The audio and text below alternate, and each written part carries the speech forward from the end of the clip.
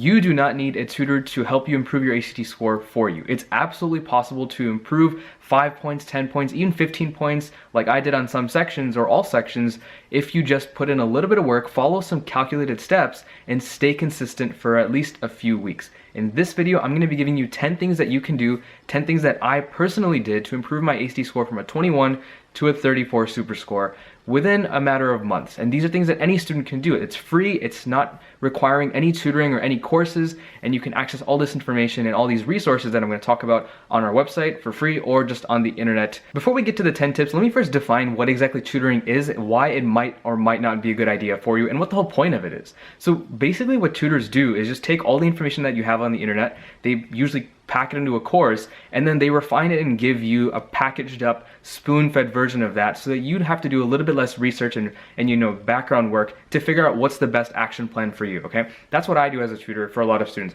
The information's out there, it's on our YouTube channel, but if you want it customized, if you want it personalized, if you want it spoon-fed, that's what a tutor will do for you, and they'll do that for you week to week. They'll help you be a bit more consistent that way. Now, like I said, a lot of that information is already out there, so you don't need a tutor to spoon feed you those things if you're able to put in a little bit more initiative and figure some of those things out on your own. And if you follow this video and these tips, you will be able to figure those things out with greater ease. So let's get into the actual tips. Step 0, tip number 0 is that I recommend that you start taking notes on this video. Right now is a great time to start because I haven't really got into a lot of the information yet. If you take notes, you, by the end of this video, will have a pretty well-built study plan of what you need to do, how long you need to do it for, and what exactly the details of those things are going to look like. And once this video is over, you can start going to those resources, those links that I'm going to mention and that I'm going to link below, that'll tell you and that'll help you do what you need to be doing. So the first actual step, step 1, is, and I tell this to every student, doesn't matter if you're a 7th grader or if you're a junior who has the exam in 2 days.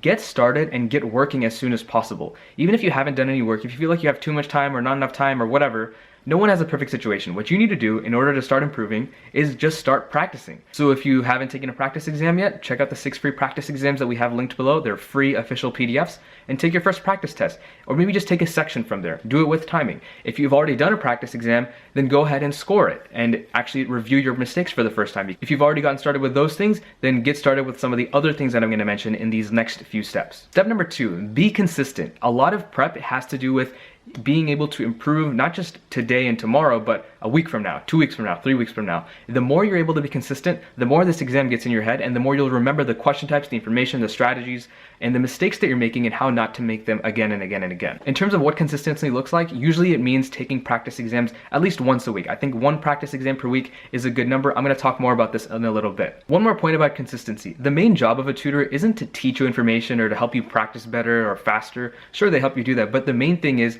you have someone that's there looking down at you and telling you to be consistent. They're forcing you to be consistent because, well, that's what you paid them to do, right? So if you know what you have to do every week, which I just told you, and I'm going to expand more on, then you don't really need a tutor for that specific purpose. And that is the greatest purpose behind a tutor. So there you go. Step number 3 is to practice 8 to 12 full official timed practice exams before your test date. Now, just a disclaimer, 8 to 12 seems like a lot. Like, whoa, okay. If each exam is 3 to 4 hours and I have to do 8 to 12 exams, that's like 20 to 30 hours worth of practicing. How am I going to do all that? So yeah, that is a lot of practicing. That's the point. But if you split that up over 8 to 12 weeks, if you do 1 practice exam per week, then you're looking at maybe 3 hours per week, which is, maybe 30 minutes to an hour a day.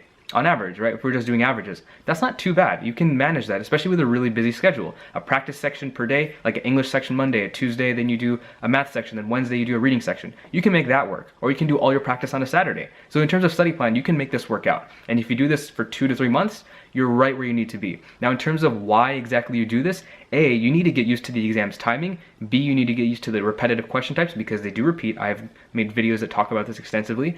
And C, you need to just build your strategies. You need to get better at, your skimming method or your reading method. And the last thing is why practicing is so important is you'll make mistakes and you'll be able to look over questions, redo those problems, and master those mistakes and build your skills so that you can actually get more questions right more consistently. Step number 4, I do recommend that you take at least some of your practice exams in one sitting. So wake up on a Saturday morning or Sunday morning and do the 3-hour exam just sitting down and doing all of it. Of course that includes breaks, but the point of this is that you build that endurance. You get used to the actual act of sitting down for that long, putting all that attention in one place, and being able to do the test. Now, you don't have to do this every time because obviously people are busy. I understand your schedule might not allow for that. So some of your exams you can absolutely split up, like do an English on Monday, a math on Tuesday. I already talked about this, right? So you can do that too. Work with whatever you need, whatever works best based on your schedule, but make sure that you have at least a few of those practice exams that you take, maybe 3, 4 at least, that you've done within that one sitting to build that endurance. Step number 5, if you want to do well on ACT Math, you basically have to have Algebra 2 and pre-calc under your belt. Pre-calc is an optional thing, but if you want to score above a 30, you almost have to have pre-calc. So unless you're a math wizard, I would highly recommend this because some of those questions in the latter half of the ACT Math test will test you on things like trig rules, they'll test you on unit circle, they'll test you on ellipses, hyperbolas, vectors even. So having pre-calc under your belt will make sure that you don't have an issue with the last part of the math exam. Because if you can't get the last 15 questions right, or at least half of them right, then it's very, very difficult to score a 30 plus on ACT Math. If you're not really looking for a 30 plus on ACT Math, if you're okay with like a high 20 score, then forget everything that I just said. Step number 6, don't just binge study and only cram. I've made a lot of videos about cramming. I do a live stream just devoted to cramming before every ACT test date. So this kind of sounds weird coming from me. Is it hypocritical? The thing is, there is a good way to cram and a bad way to cram. If you're someone that studied for 2-3 months and you are studying a little bit before the night before your test, there's nothing wrong with that because you've already done 2-3 months of work. On that last night before the test, you're probably maybe taking 1 or 2 practice sections, and that's a pretty light workload for just one night. But if you're someone that hasn't studied at all, and for that last week before your exam, you're taking a full practice exam every day, which I have seen many students do, you're gonna burn out and you're gonna be very tired. You're gonna hate yourself for for forcing yourself to do all this work, and you're not going to perform as well as you should on that Saturday when you're taking the test. So don't just binge study and cram. And again, this goes back to step 1, start as soon as possible, because the more time you give yourself, the more time you have to mess up, screw up, make mistakes, and actually fix them. If you just take out 2-3 days to study, then you don't really have a lot of leeway or time to make mistakes. Step 7, for English and math, you absolutely need to get used to the skills that are tested. English has 25 skills that are tested on every ACT English exam. Math has 52, plus a few extra bonus skills. You need to know these skills if you want to perform well. Now, a lot of these skills you might not know if you haven't taken pre-calc or algebra 2. So the question then becomes, how exactly do you learn these skills and get better at them if you haven't taken those advanced ACT math classes? The answer is you first take practice exams, which I've already talked about. But on top of that, for English and math, look over all of the questions that you get wrong. Any question that you got wrong or that you're kind of iffy about, look over it and try to learn as much as you can from that question by looking at the correct answer. If the practice exam comes with a solution and breakdown, look at that and just try to learn, okay? The last thing I'll say is re-drill those questions. So any questions that you got wrong in your past practice exams, maybe you took 5 practice exams over the last 5-6 weeks. Keep looking over those mistakes and redoing those problems that you got wrong so that those mistakes get in your head. All you're doing here is building reps. Step number 8 is to ease yourself into the timing for reading and science. The timing on these 2 sections is very brutal. Most students find it very difficult. I personally did as well, but I made it a lot easier for myself by easing myself into it. And the way that you do that is know what your goal timing is. So for reading, that comes out to 35 minutes divided by 4, which is 8 minutes 45 seconds. For science, that comes to 35 minutes divided by 6, which is about 5 minutes 50 seconds. That's your goal. If you're a really slow reader like myself originally, when I started prepping, then instead of just going straight to 8 minutes 45 seconds per passage, maybe start at 10 minutes and do that for the first 3 passages on reading. Obviously, if you do that, for that last passage, you'll end up having, just 5-ish minutes.